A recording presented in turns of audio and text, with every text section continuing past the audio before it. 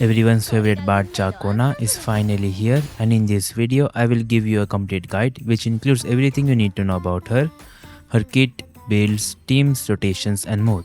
Without any further ado, let's jump right into it. Starting with her kit, Ciaccona has a 4-hit basic attack combo, after which she starts a solo concert giving 24% aero damage bonus to the team. This buff is directly applied just by using her liberation. Her resonance skill inflicts a stack of aero erosion and her basic attack combo starts on basic attack stage 2. It can be used to interrupt some attacks, but we will be using it to cancel the 4th basic attack. She can hold up to 3 4th stacks gained from her basic attack stage 4 and intro. This is easily achievable with jump cancel. Yes, jump cancel. You might have heard about dash cancel, but it doesn't seem to work. Jump cancel works perfectly fine and is quite fast. Her 4th basic attack, that is when she jumps in the air, cancel it with a jump, then use normal attacks to plunge her down, use a normal attack and cancel it with a resonance skill. When the forte is full, her heavy attack is enhanced which pulls enemies, apply a stack of aero erosion and deals good damage. The resonance liberation deals some nice damage and directly gives a 24% aero damage bonus as mentioned earlier and has 2 indicators, green and yellow. The green one applies aero erosion and the yellow one applies spectrofrazzle. So she can apply either spectrofrazzle or aero erosion with her liberation. No need to stress about timing, just keep pressing the button you wish to use. You can switch to a different character and the liberation will continue. If you press the yellow circle before switching, she will continue to trigger it and apply spectrofrazzle. If you do nothing or press the green circle, she will apply aero erosion. This occurs every 1.7 seconds and can trigger up to 20 times. It is mentioned here that every successful trigger gives 10 concerto energy. However, note that when Ciaccona automatically presses the circles from off-field, she does not gain concerto energy. Only when you manually control her to press the circles, she will receive the energy. Another thing, what if you press the wrong button before switching? For example, if you are running a spectrofrazzle team but forget to place the yellow circle before switching, there's no way to fix it. If you switch back to Ciaccona, she will exit her resonance liberation state. So once you switch away, don't switch back. Her inherent skill gives a shield and damage boost to Ciaccona's forte attack. And her outro skill amplifies aero erosion damage by 100% for 30 seconds. For her talent priority, level her resonance liberation, followed by her basic attacks and forte, then resonance skill and intro skill. Now let's move on to her build. For weapons, her signature weapon obviously is the best in slot. It increases attack by 12% and gives the wielder 24% aero damage bonus on applying aero erosion. It additionally reduces the aero resistance of enemies by 10%. The next weapon best for her own damage would be Carlotta's signature, the Last Dance.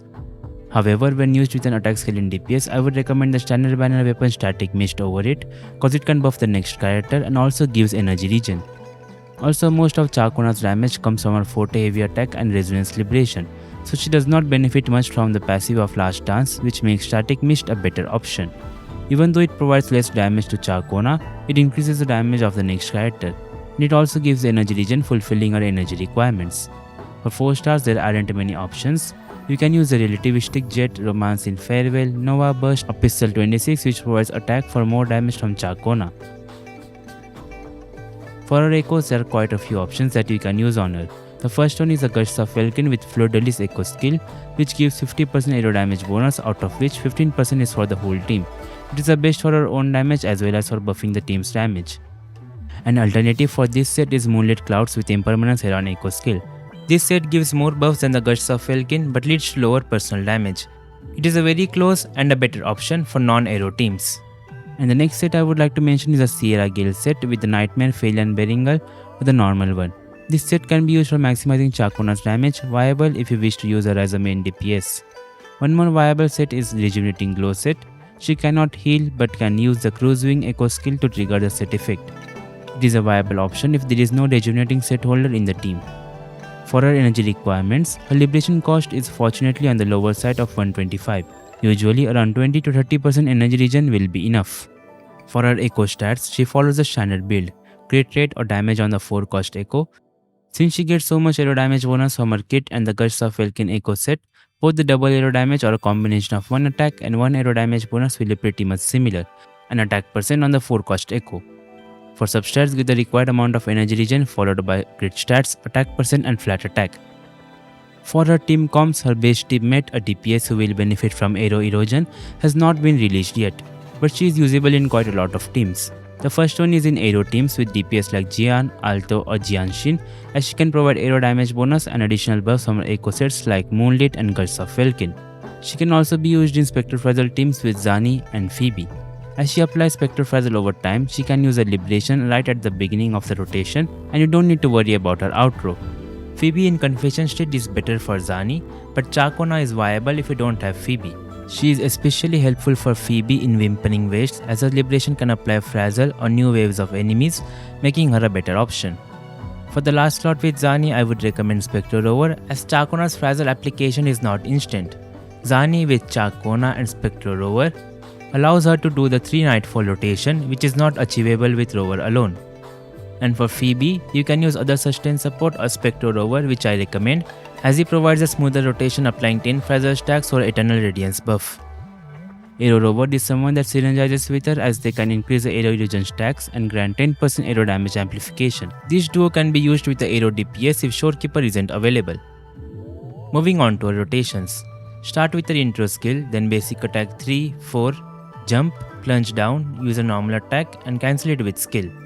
Then use her Forte heavy attack into Liberation. Make sure to use her echo skill anytime before casting a Liberation. Then outro, if you need Spectrofrazzle application, make sure to press the yellow indicator before swapping out. If intro isn't available, start with the skill, then basic attack stage 2, 3, 4, jump, do the plunge and normal attack and cancel it with jump again to repeat for the third Forte stack. Use the heavy attack, echo, Liberation and outro. Moving on to her sequences. I won't dive too deep into them. Her sequences are of low value, which means you can get close to her full potential even with S0. Most of them are focused towards increasing her damage, but the second one gives a team-wide aero buff. If you are someone that likes to pull for sequences, S2 is a good stopping point. For her pull priority, her weapon is enough, which is also skippable as a standard banner weapon gets the job done.